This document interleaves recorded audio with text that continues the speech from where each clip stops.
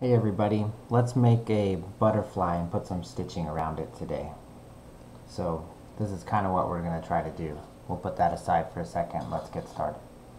So find a piece of paper to make your butterfly shape. I'm going to do a red one, and this paper is about 6 inches tall and 9 inches wide, but you can use whatever size you can find and you can make the rest of it work.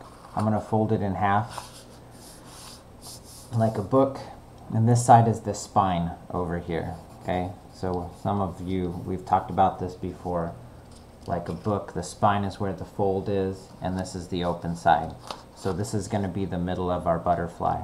We want to start the shape sort of in the middle and end it in the middle over here. Okay, so that's kind of what we're looking for. And then what we're going to do is draw a larger wing on the top, and then come back in a little bit towards the middle, and then draw a smaller wing on the bottom. Okay, and we're going to end up in the center there. Now that's a simple butterfly shape. You can be a little bit more creative with it if you want to, and I'll show you a couple examples here in just a second. Alright, so that's the simple one. If you want to be a little bit more complex with it, that's okay. You can be a little more creative with it, and you can change the shape and add a little bit more to the butterfly's wing if you want to. And that's fine, and it actually looks pretty cool this way. And something like that would be alright as well. What you don't want to do is get really complex, because first of all, it's going to be hard to cut out. Second of all, it's going to make stitching around it pretty difficult. So don't do something like this where you're just getting really detailed with the shapes all over the place. You could probably pull this off if you had a lot of time, but that's going to make it a lot more difficult. So we'll stick with the simple one for the example, and then you can decide how creative and complex you want to make the rest of it. Once you have that taken care of, then we're going to go ahead and just cut out this shape. Keep the paper folded so you cut both layers at the same time.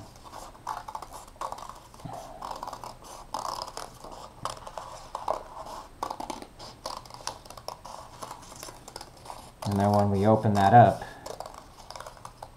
we'll have our butterfly shape. Okay, so we've got that taken care of. We're going to open this up, and we've got the butterfly shape. Now you want to glue that on another piece of paper. You want a heavier weight piece of paper. The paper that I'm using for this is about 11 inches wide and about 8 inches tall. Okay, but again, you can find something that works for you. If you don't have some cardstock or some poster board or something, you might just take a cereal box and cut it apart, and then I guess you can glue your butterfly right on the front of the cereal box if you want to. But if you flip it over, you'll have kind of that gray background, which you could decorate a little bit later if you wanted to. So a cereal box is a good substitution for a heavier weight piece of paper if you don't have some cardstock or some cardboard lying around. Okay, then we're just going to glue that down.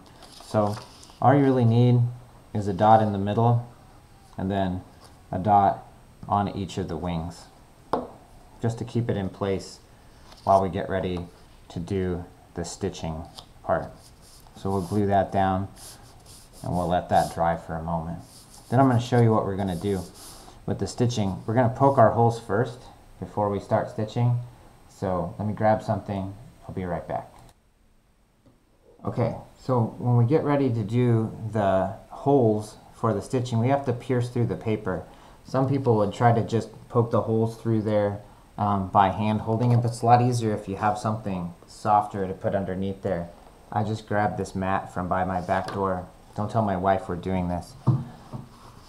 But here's what I'm going to do. I found a chopstick which will work pretty good, and I'm just going to pierce a hole through the paper with that. You could probably use a pencil or a pen too. You can use anything, a mat, or just go over to the carpet or something. But if you have a chopstick, you're not going to make any marks on there because it doesn't have any color to it. So I'm going to use my finger here, and that's the spacing that I'm going to use.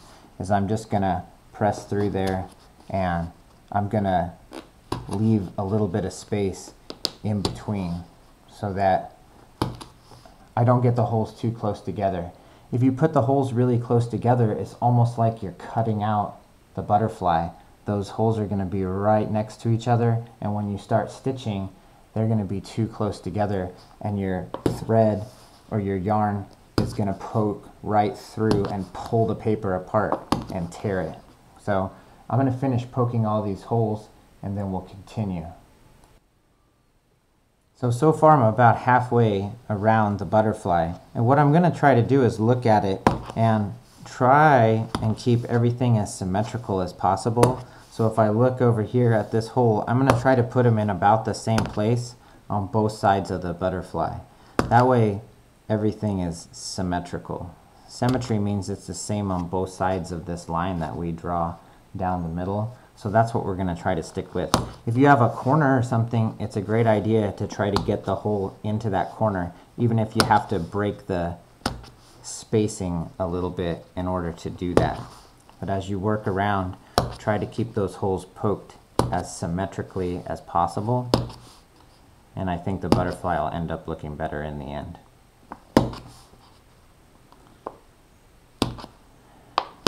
There we go. So we're all done with that.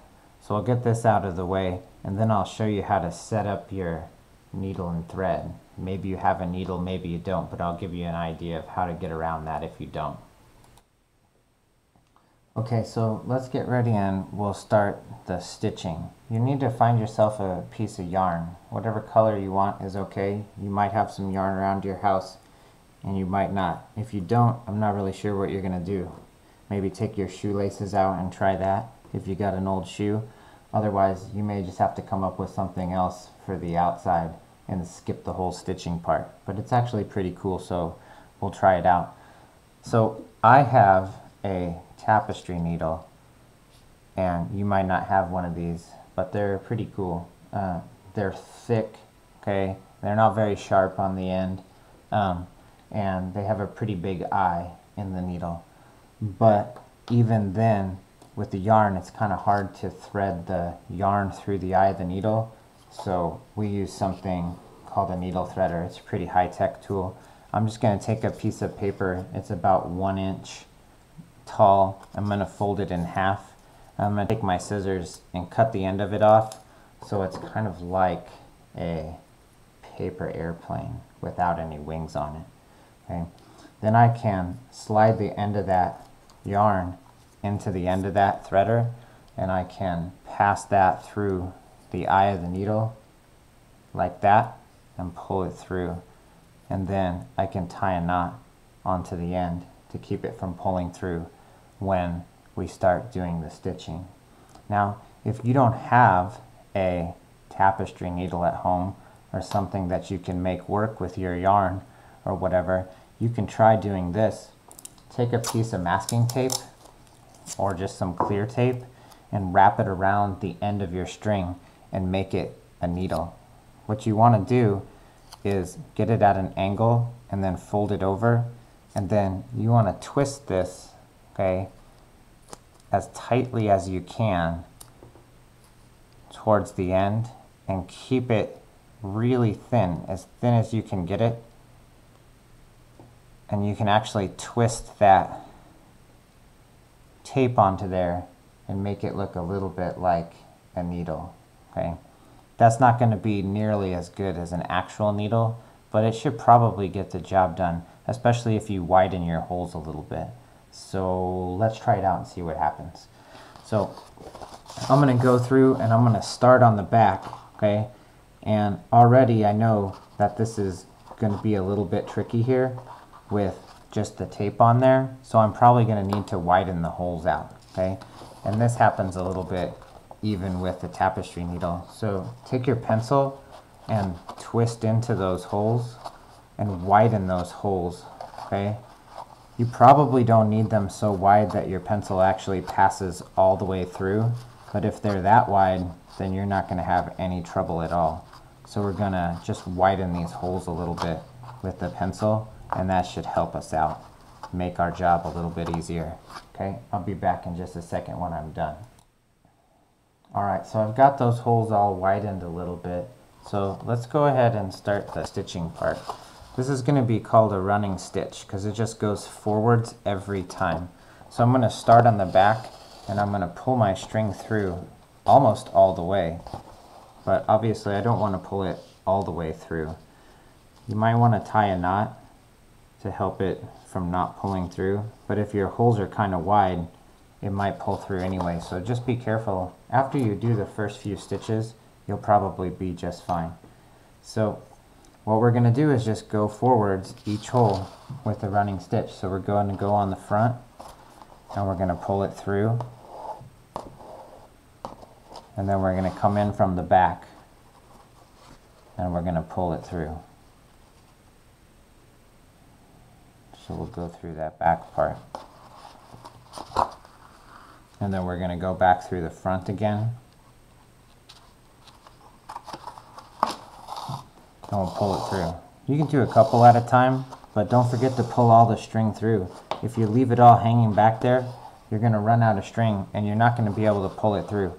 If it seems like it's really hard to pull the string, you probably forgot about it and you left it behind, and then you're going to have a harder time with this stitching part. So we'll try pushing that through again, once and twice, and then pull that through. And we're just going to continue going along until we have stitched all the way around our butterfly. A couple of things that you might do as a mistake is you might be on the front and then accidentally go around and to the back on your next stitch, and that's going to cause you a little bit of trouble. I'll show you what in just a second here. So if I get this part coming through here,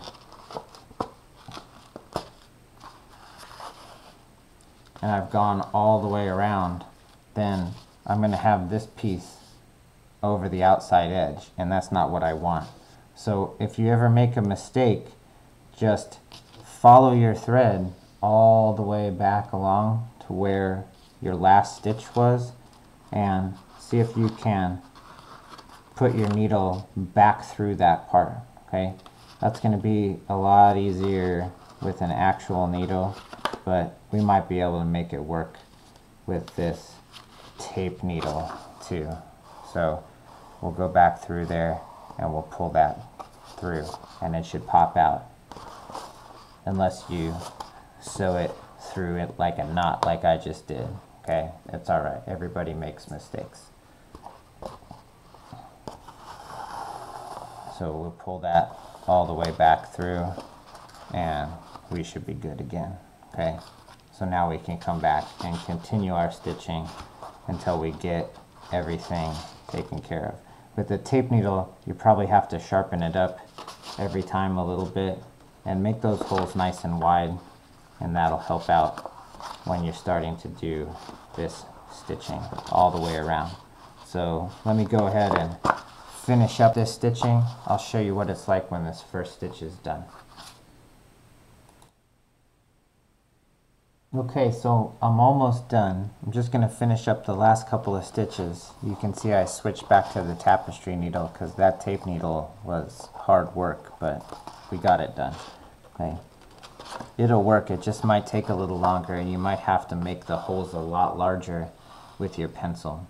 So hopefully you'll end up on a kind of even number here, and you can end up on the back and have your stitch come together like that. It's okay if their two colors are going to be touching each other, because we'll actually cover that up with the body of the butterfly anyway. So hopefully your last stitch will be on the back. If it's not exactly in the middle, that's not a problem. You just want to end up on the back of the butterfly with your final stitch, so you can poke an extra hole if you need to, or you just end up on the back somehow. And then take your scissors, okay, and cut through that string. It's not super sharp. There we go. And then just tie those two strings together on the back so they don't come out. Over, under, and pull. Over, under, and pull. Alright, so that's part one. We've got the butterfly glued on. We've got the first running stitch around the outside edge. And we'll do the next stitch next time and then talk about what the plan is for the rest of this butterfly. So check back for part two.